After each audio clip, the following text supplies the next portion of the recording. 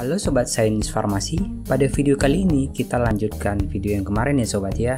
Dan pada video kali ini kita membahas topik tentang 4 jenis penggolongan obat. Berikut adalah macam-macam dari penggolongan obat. Yang pertama, obat digolongkan berdasarkan kegunaan yang dapat dibagi menjadi 3. Yakni yang pertama adalah obat untuk menyembuhkan atau obat secara terapeutik. Yang kedua adalah obat untuk mencegah atau profilaksis. Dan yang ketiga adalah obat untuk mendiagnosa, yaitu obat untuk diagnostik. Dan ketiga-tiganya ini termasuk dalam kelompok kegunaannya. Kelompok yang kedua adalah tentang menurut cara penggunaannya. Dari cara penggunaannya dibagi menjadi 2 bagian ya Sobat ya. Yakni yang pertama adalah obat untuk pemakaian dalam. Adalah obat yang digunakan untuk dapat diberikan melalui oral tentunya Sobat ya, biasanya oral. Dan digunakan biasanya pada manusia juga. Dan diberi etiket putih biasanya. Dan yang kedua adalah obat untuk pemakaian luar. Yakni adalah obat untuk digunakan selain oral yang diberi etiket warna biru. Dan contohnya ada sedian-sedian topikal dan lain-lain nih Sobat ya. Oke, dan itu digolongkan berdasarkan penggunaannya ataupun cara penggunaannya. Yang ketiga adalah obat yang digolongkan berdasarkan cara kerjanya. Juga dikategorikan menjadi 2 bagian, yakni adalah obat digunakan secara lokal dan obat yang digunakan secara sistemik. Obat lokal adalah obat yang bekerja pada jaringan setempat, seperti obat-obat yang digunakan secara topikal dan pemakaian pada kulit. Contohnya sedian-sedian seperti salep, krim, dan lain-lain. Yang kedua adalah tentang obat sistemik. Obat sistemik adalah obat yang didistribusikan ke seluruh tubuh. Biasanya pemakaian ini melalui oral tentunya. Dan contohnya adalah tablet, kapsul, dan lain-lain. Dan ini adalah obat digolongkan berdasarkan cara kerjanya, itu lokal dan sistemik. Yang keempat adalah obat digolongkan menurut Perundang-undangan Kesehatan dalam beberapa golongan tentunya Sobat ya.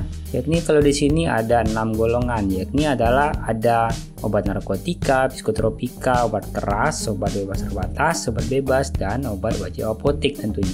Obat narkotika ataupun obat bius merupakan obat yang diperlukan di bidang pengobatan dan ilmu pengetahuan dan dapat pula menimbulkan ketergantungan yang sangat merugikan apabila dipergunakan tanpa batasan dan pengawasan. Yang berikutnya adalah tentang obat psikotropika ataupun obat berbahaya, yakni adalah obat yang mempengaruhi proses mental, merangsang atau menenangkan, mengubah pikiran, perasaan, ataupun kelakuan seseorang. Berikutnya ada obat keras, adalah obat yang mempunyai takaran maksimum ataupun yang tercantum sebagai obat daftar G ya Sobat ya, atau obat keras. Dan diberi tanda khusus seperti yang banyak kita temui di apotek-apotek ya. Terus berikutnya tentang obat bebas terbatas, adalah obat keras yang dapat diserahkan tanpa resep dokter dengan penyerahan di dalam bungkus aslinya dan diberi peringatan. Biasanya ada peringatan P nomor 1 sampai P nomor 6. Dan berikutnya tentang obat bebas, adalah obat yang dapat dibeli secara bebas